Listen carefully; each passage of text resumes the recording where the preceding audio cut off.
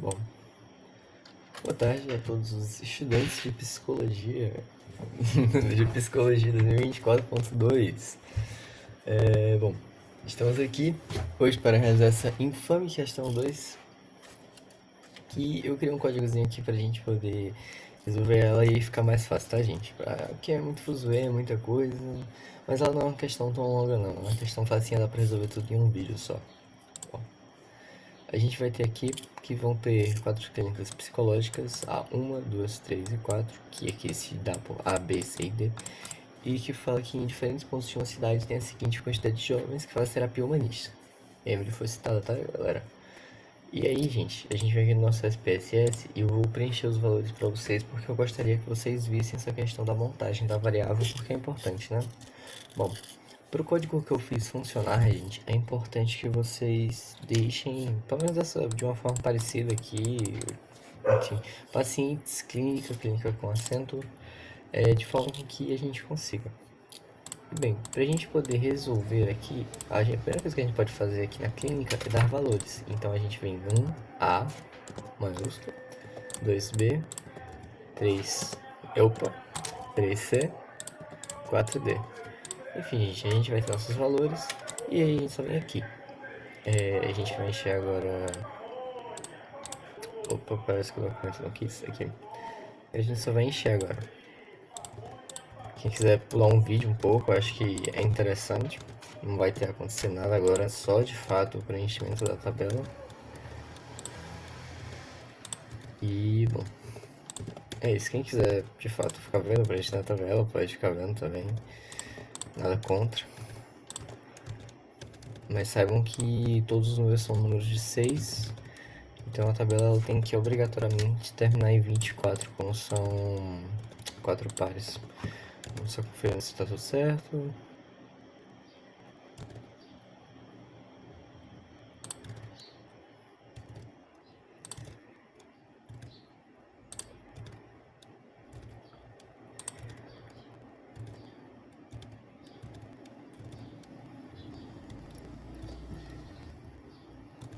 Bom, acredito que está tudo certo e agora a gente só precisa preencher.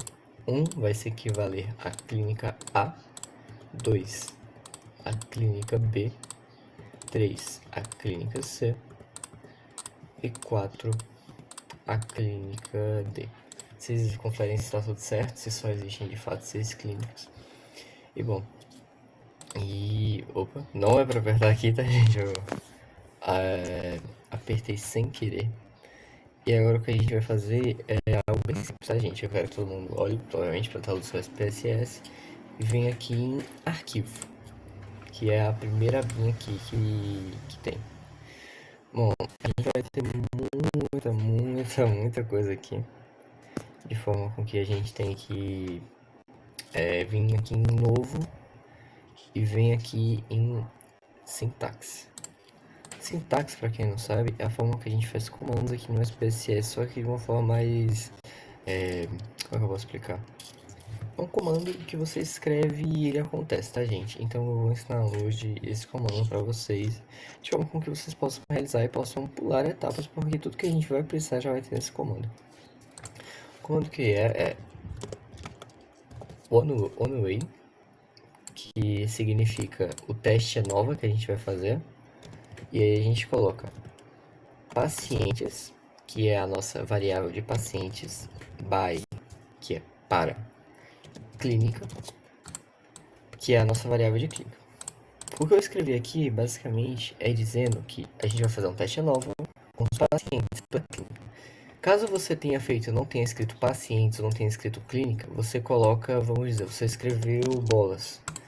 Você pode não ter escrito bolas, mas vamos dizer, você escreveu bolas, você bota bolas by clínica. Você não escreveu clínica, você bota by pessoas. Pessoas não, é lugares.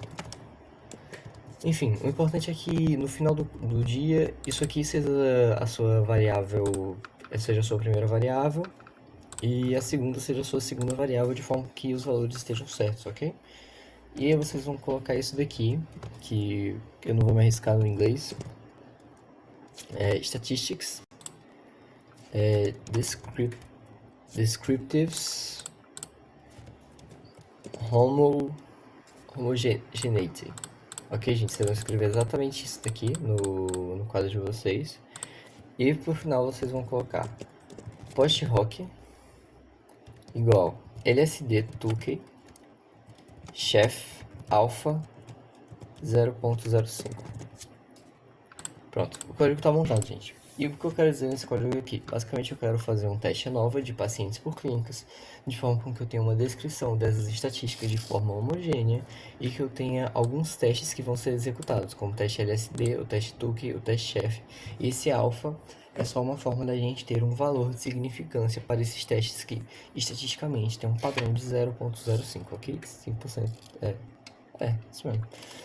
Enfim, vocês vão apertar aqui no play, no Verriam, e vai gerar um monte de coisa aqui para vocês. E aí vocês falam, nossa, para onde que eu vou aqui? A gente vai para as questões. Para as questões a gente entra aqui nos graus de liberdade de tratamento do total e do resíduo, que é algo bem simples que a gente vai fazer, que a gente já vê aqui no teste de homogeneidade de variâncias. A gente entende, gente, que o total ele é 24, já tem aqui nos descritivos. E aí, o grau de liberdade desse total vai ser 23, porque todo grau de liberdade é o total menos 1. Então, é 23 o grau de liberdade do total, tá, gente? Bom, a gente vai entender que existe também um pedido da gente de fazer os graus de liberdade de tratamentos e do resíduo. E como a gente faz isso? A gente vai ver aqui. O DF1, que a gente vê aqui no teste de homogeneidade, é o grau de tratamento... É o grau de liberdade de tratamento. Porque vai ser um total de 4, porque vai ser a quantidade de grupos, basicamente, menos 1. E a quantidade, a grau de liberdade do resíduo vai ser 20.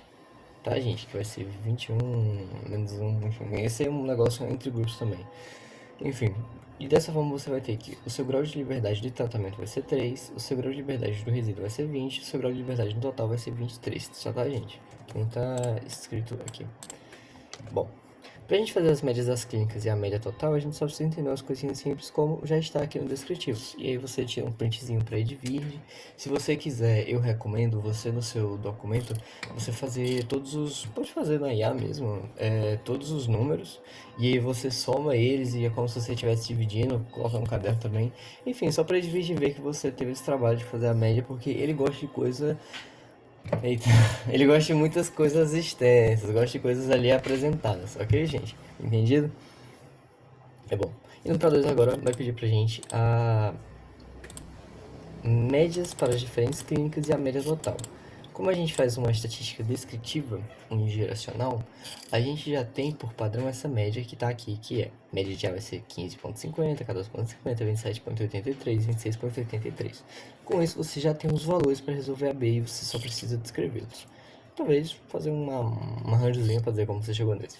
E o total, a gente tem aqui também, que é só pegar a média dos quadros e dividir por 4, né, gente? Pelo amor de Deus.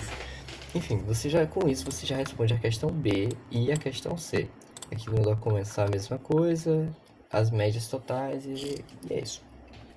Agora a gente vai para a variação total que a gente tem, que vai ser a questão D, e com isso a gente vai ter a variação entre as clínicas, que é o tratamento, e a gente vai ter a variação dentro dos tratamentos, que é o residual. Bom, a gente entende a variação total como essa parte aqui do teste nova, que é a soma dos quadrados. E a gente entende a variação total justamente por esse valor aqui total, que é 1611,333. Perfeito, você já tem aqui no seu teste nova o resultado da sua variância total. Batendo sono da tarde, gente, perdão. Enfim, é importante entender que a gente tem aqui entre os grupos e nos grupos. E aí você me pergunta, qual é qual? E a gente tem aqui a resposta de que a variação entre as clínicas vai ser o entre grupos, que vai ser aqui também, ó, o grau de liberdade 3. E eu sempre esqueço o nome disso. É dentro dos tratamentos, vai ser nos grupos, a gente vai ter aqui também um grau de liberdade 20 e vai ser 692,667. Uma forma com que vocês podem valorizar essa questão e fazer algo com que Edvird talvez goste do comentário é vocês mostrarem que se vocês somarem esses dois valores, eles vão dar eles têm que dar o total, porque não tem como não dar o total no sentido de tipo, eles podem vamos dizer, se você somar esses dois aqui, vai dar 3 milhões. Não tem como dar 3 milhões, gente. Tem que ter essa questão da calculadora que vai dar um valor muito próximo, ou talvez nem dê o valor de fato igual que tá aqui, mas tem que dar um valor muito próximo, que é muito importante. Enfim. E aqui a gente vai entrando na questão G, que é verificar se há essa diferença entre as médias das 4 clínicas da Zona Nova. Acho que é alfa. Adote alfa 5%, ou seja, pretende se achar as seguintes hipóteses: que a média A, que é igual à média B, que é igual à média C, que é igual à média D, e a hipótese alternativa é que pelo menos um par de médias é a diferença, ou seja, a média, diferente média, enfim, vai ter que sono. É importante a gente entender isso, ok? E bom, a gente já vê isso aqui bem em cima, no próprio teste nova, que a gente vai fazer um teste de significância, e a gente vai ver que já anula a hipótese nula, porque vai provar que existe estatisticamente um par que é diferente do outro. E você pode colocar exatamente assim, que existe par diferente. Mas a questão é que existe uma prova aqui no teste post-hoc que ele meio que mostra que isso de fato é verdade. E a gente vê, a partir do momento que a gente olha aqui nos testes post-hoc, e eles são bem grandes, mas existe esse valor que é o diferença de média. E o diferença de média de A para B é minúsculo, minúsculo. Estatisticamente é a mesma coisa. Só que a gente vai olhar para a diferença de média de A para C ou de A para D e a gente vê uma diferença enorme. Então, isso, claro, já chegando para H, a gente tem que identificar os pares de médias diferentes. E quais são os pares de médias diferentes? A gente entende que A e B são estatisticamente iguais, e a gente entende que A e C e A e D são estatisticamente diferentes, tá, gente? Ou seja, quando a gente vai falar do conjunto A e B, eles são praticamente estatisticamente a mesma coisa. Mas a gente vai falar de A, C ou A e D, eles são praticamente diferentes. É a mesma coisa vale para B. B e A é a mesma coisa, mas B e C é diferente, B e D é diferente. E aí, quando a gente entra no C e D, a gente vai ter que C, estatisticamente, tem a mesma proximidade de D. E que D tem a mesma proximidade de C, e que ele não se dá bem com o conjunto A e B. É tipo um conjunto de irmãos mesmo, porque C e D são irmãos, e aí tem o A e B, que o A e B são irmãos, mas nenhum deles se dá bem com outro conjunto de irmãos, tá, gente? Os testes vão basicamente dizer a mesma coisa, de forma com que a gente tem que entender que vai ter o par A e B e o par C e D, e que eles não se relacionam com qualquer outra variável que não seja do próprio par deles, tá, gente? Infelizmente tive que dar um pequeno corte no vídeo, mas bem, o que eu iria dizer para vocês é que vocês podem, nessa questão, na resolução de vídeo, o que eu recomendo para vocês é que vocês tirem um print, falem sobre como não existe uma paridade entre D e A ou D e B, mas existe sim essa paridade entre D e C, e existe essa paridade entre B e A e B e vice-versa. Enfim, de forma com que... Opa, vazou a edição.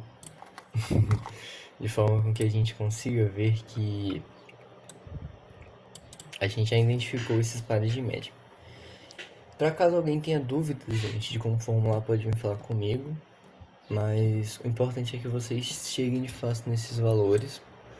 E para quem quiser ficar sabendo, o valor F é só para mostrar a disparidade entre grupos. Então, como a gente tem um valor F alto, que se eu não me engano é 8 e alguma coisa, cadê?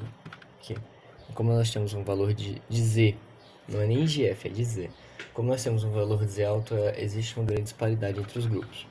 Aqui no subconjuntos homogêneos, que é bom vocês tirar um print também, é importante a gente ver que existe fato essa diferença também nas médias que a gente tem, de forma com que a média de B e A é 14,50 e 15,50 respectivamente, e a média de D e C é 26,83 e 27,83 respectivamente, de forma com que vocês provem que até mesmo em média eles são parecidos e têm valores pouco distantes em comparação com o outro par. Enfim, gente, eu acredito que foi isso.